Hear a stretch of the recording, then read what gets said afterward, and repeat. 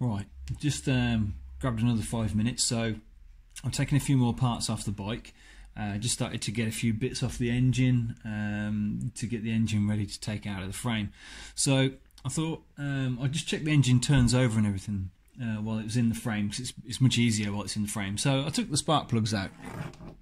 Now, looking at the spark plugs, we've got one spark plug is a Bosch RO925, and now that spark plug has never been fired, it's brand new.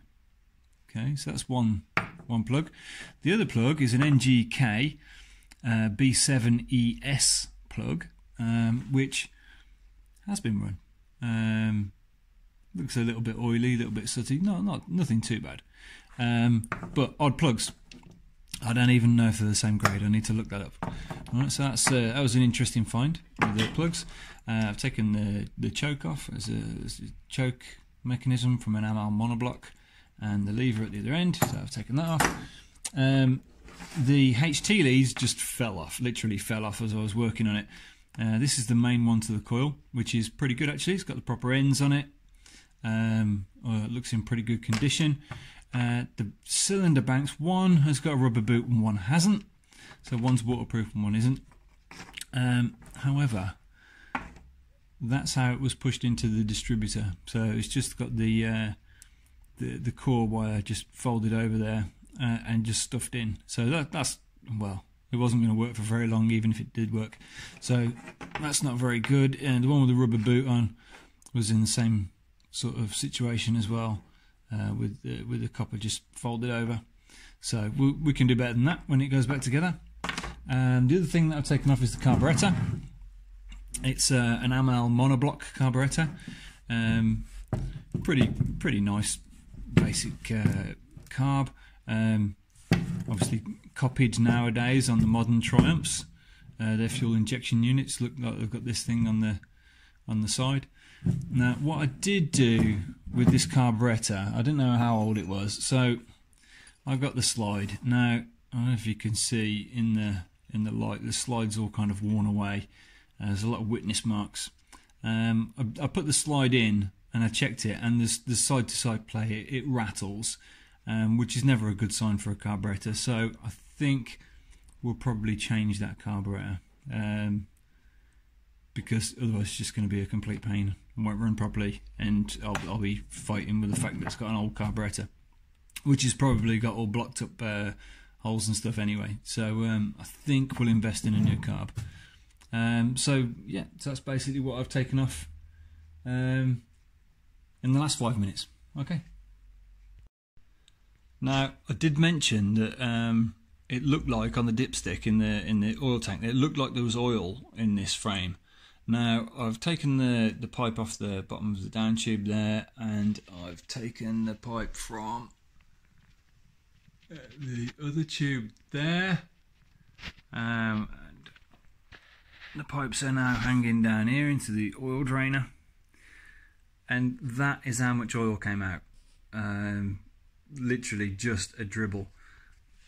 I can't tell if it's old oil or new oil.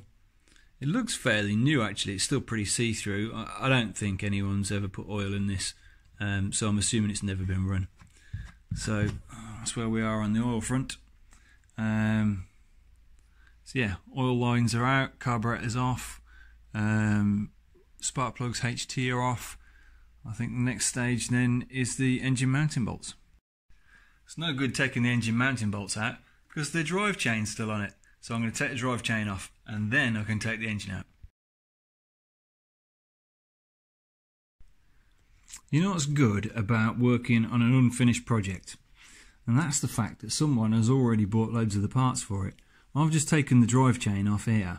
Now this, to check if a chain is worn out, you move it sideways.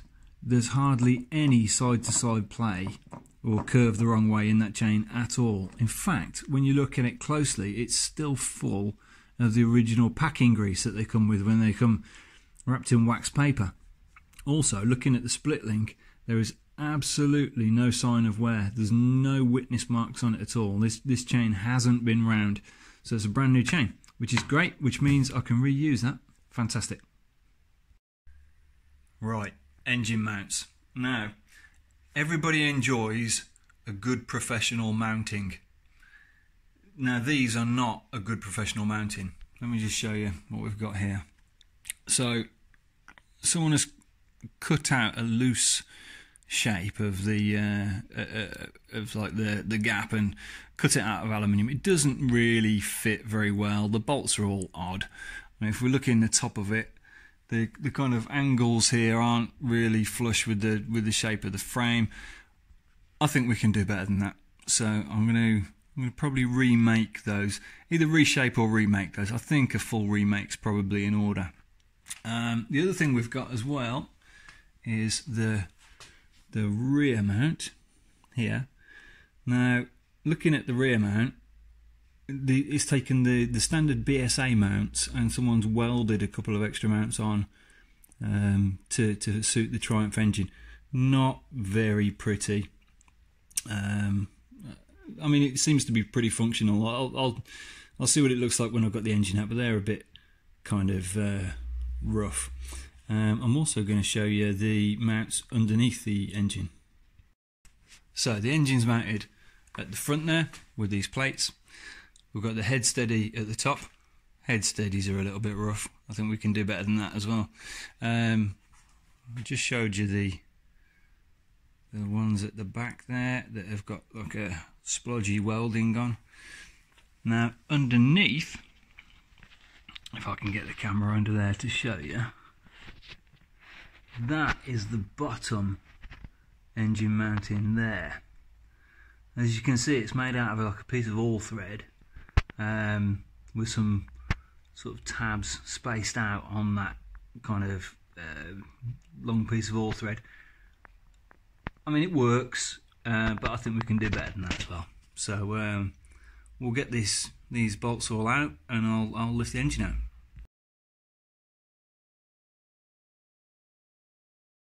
Only joking, can't take the engine out because the foot pegs are in the way.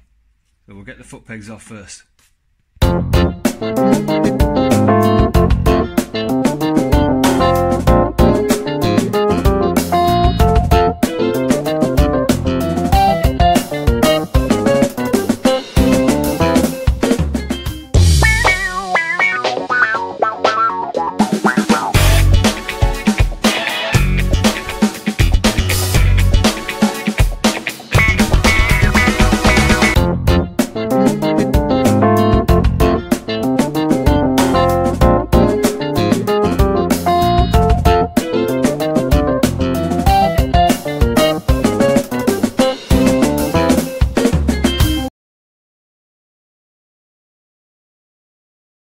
Right, so that's it. Engine is loose in the frame, all the mounting bolts are off. Now the clutch side of the engine, here the primary drive side, is a little bit bigger than the rest of the engine, so I think it has to come out this side of the bike. However, it's still up in the air, and what I don't want to do is hurt my back trying to lift an engine out of a bike. So what I'm going to do is I'm going to lower the lift down to ground level, and then probably get help off someone to just give me a lift out with it. Okay?